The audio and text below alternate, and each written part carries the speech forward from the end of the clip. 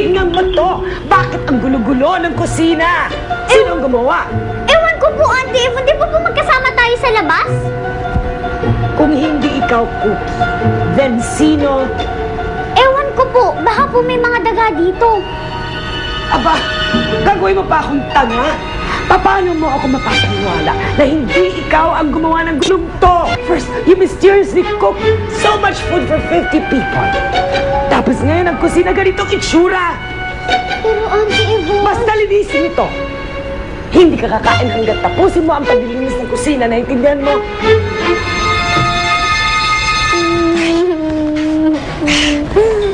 Give me a drink now.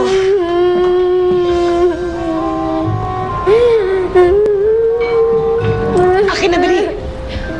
Anong ginagawa mo dito? Tumiiyak ka. Sino ka?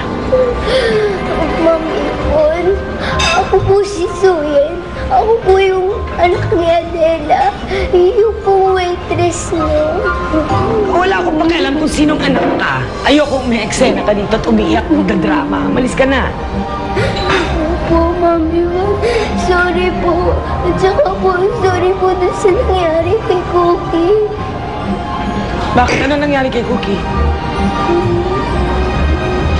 Anong nangyari kay Cookie? Ang tigas po kasi ng ulo ng pamangkin niyo. Kaya po tuloy, nadulas po siya sa nahulog. Hindi ko rin nga po alam kung paano siya nakaligtas eh. Para po magic na nabuhay pa siya. Sino ka? Anong ginagawa mo dito? Ako si Isko. Siguro ikaw si Cookie. Siguro, ikaw yung nanggulo dito, no? Ha? Di ako, ha? Pero kilala ko kung sino. Vamos, Cookie. Magtago ka. Baka saktan ka rin ni Sandok. Sinong si Sandok? Ito nga palang kaibigan ko si Sandok. Siya may gawa ng lahat. Siya ka na kung naparusahan ka ng dahil dito, Pero kayo, bakit para ako pa sinisisi mo, ha, Isko? Kanino ka ba talaga kampe? Ninyo? Tama na nga yung Sandok. Halika na nga. Isko, bitawan mo ako. Ibalik mo ako kay Palayok. Hindi.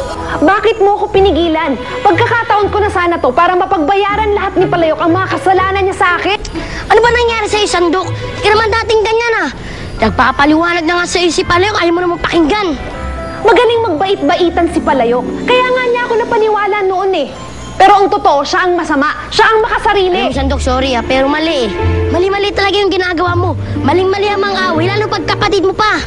Pero hindi ako titigil hanggat hindi ko napaparusahan si Palayok sa mga kasalanan niya sa akin. Galit na galit sa akin ang kapatid ko, Cookie. Sa siente tan terrible. Akala niya, pinabayaan ko siya at inilagay sa kapahamakan.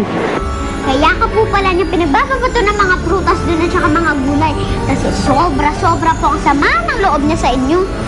Pero kung bibigyan niya ako ng pagkakataon, malalaman niya na hindi ko naman hinangad na mapahamak siya eh. Sana nga po makapag-isip-isip na rin si Sandok at ma-realize niya na mali yung ginawa niya. At mahalaga nga po doon ay kasama na kayo at nakita niyo na po yung si Sandok. Ako, yun lang naman po yung gusto ko eh. Yung makita at makasama ko yung papa ko. Estoy de acuerdo. Sana nga maliwanagan siya. Palayok! Itigil niyo na po yan. Ako na lang po yung maglilinis. ¿Qué pasó? Bakit, Cookie? Mukhang nagsususpecha na po kasi si Auntie Yvonne. Baka mamaya po pumunta siya dito. Tapos mabuko niya na po yung tungkol sa magic niyo. No tengas miedo. Nakatakas tayo mamayang gabi. Pilar, sandali lang. Pwede ba kita pausap? Guys, doon na muna kayo sa kusina. Alvin, paano yung gamit ko doon? Paayos na. Pwede, pakibilis na lang, Jude, ha? Kailangan ko na umuwi, eh. Ayos bakit ba ganyan ka sa akin, ha? Lagi ka na lang nagmamadali. Yung walang pasensya. Pero pagdating doon sa Nikong yun, iba ka. Hindi, Tama bang isama si Nico dito? Ano bang issue, Jude? Bakit hindi mo na lang ako diretsuhin? Alam mo kasi, di ba, kilala mo ako. Ako si si Mr. Cool. Di ba, laging chill lang. walang problema. Hindi na-attach sa kung sino-sino mga babae. Pero, Ano? Pero ano? Ha?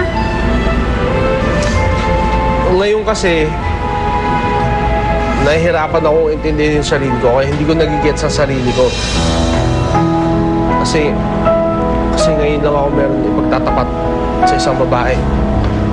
Sa'yo. Mga 60%